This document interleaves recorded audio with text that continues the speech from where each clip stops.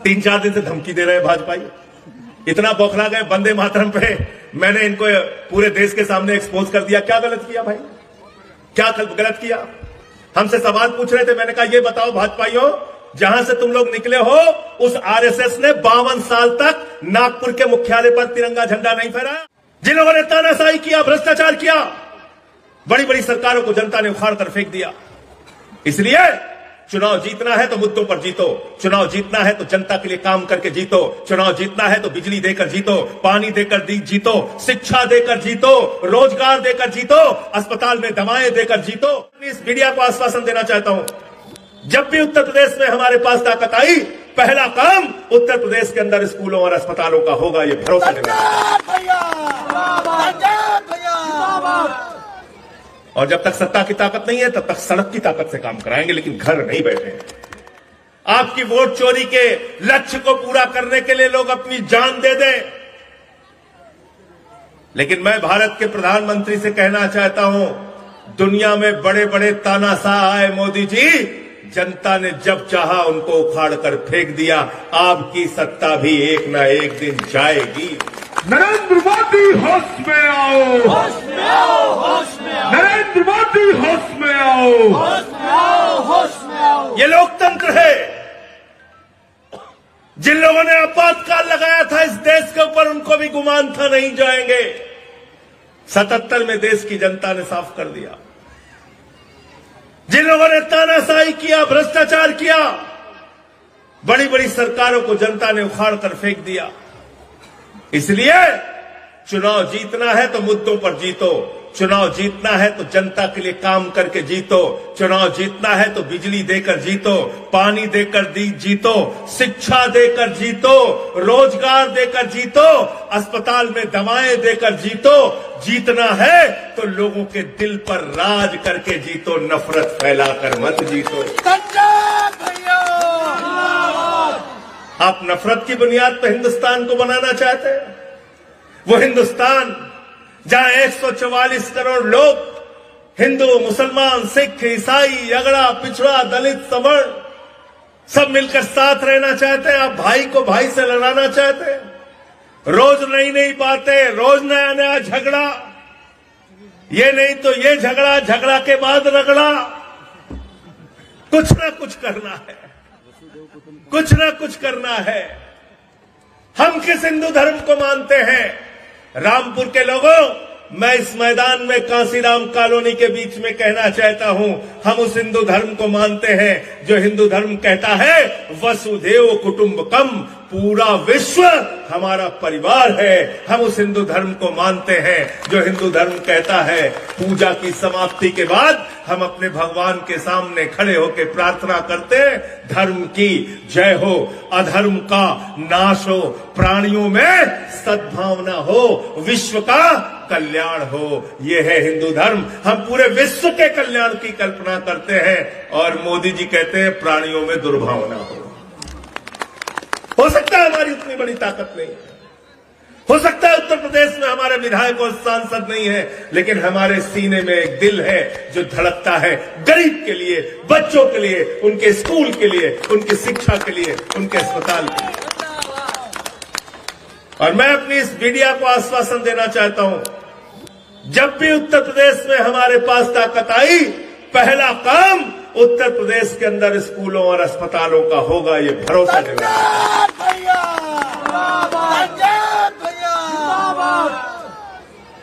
और जब तक सत्ता की ताकत नहीं है तब तक सड़क की ताकत से काम कराएंगे, लेकिन घर नहीं बैठेंगे, घर नहीं बैठेंगे। और आप ये दबाने और डराने की कोशिश मुझे तो मत करना। 3-4 दिन से धमकी दे रहे हैं भाजपाई, इतना बौखला गए वंदे मातरम पे। मैंने इनको पूरे देश के सामने एक्सपोज कर दिया। क्या गलत किया भाई, क्या गलत किया?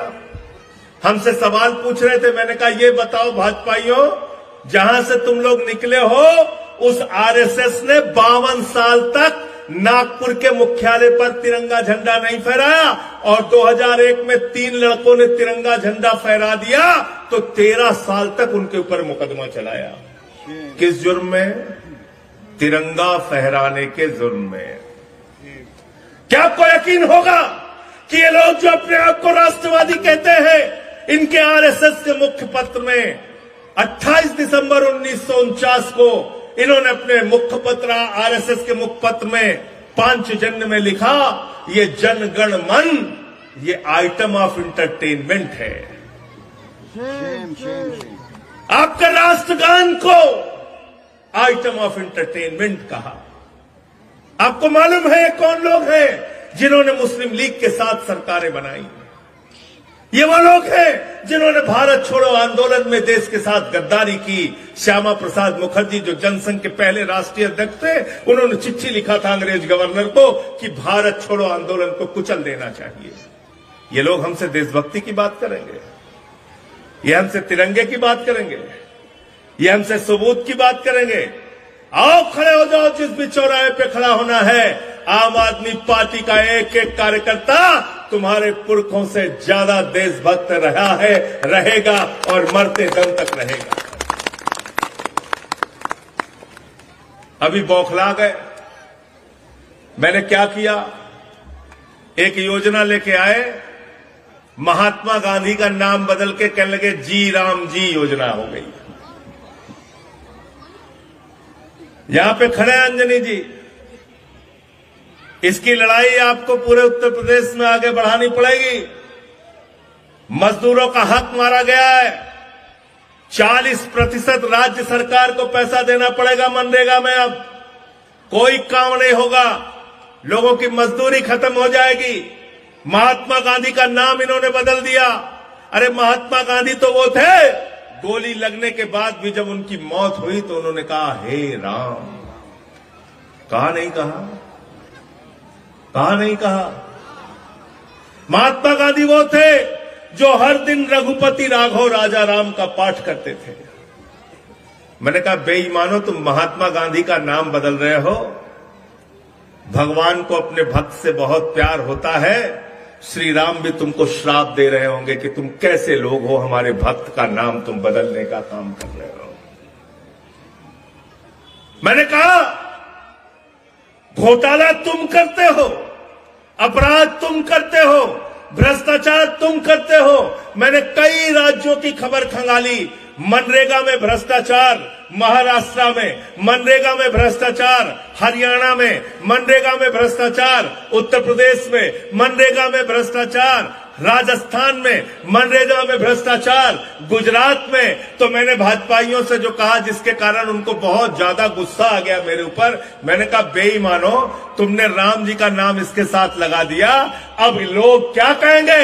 गुजरात में सैकड़ों करोड़ का भ्रष्टाचार भाजपाइयों ने जी राम जी के नाम पे कर लिया।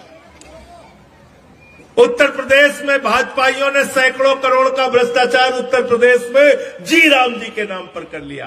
तो मैंने यही बात कही, अपने भ्रष्टाचार को छिपाने के लिए राम के नाम को बदनाम मत करो। देखो ऐ दीवानो, ऐसा काम ना करो और राम का नाम बदनाम ना करो। भाजपाइयों ने कहा राम राम जपना, पराया माल अपना। उनको यही करना है, हमको इनसे लड़ना है, डरना नहीं है। बहुत सारी लाइनें आज सुनाई आपको रैयान ने, लेकिन जो एक अच्छी लाइन उनकी जो मुझे लगी कि अगली नस्लों को तबाही से बचाने के लिए हमें इसी नस्ल को लड़ना होगा, अपने हक की खातिर लड़ना होगा, है? जो भी करना है इसी नस्ल को करना।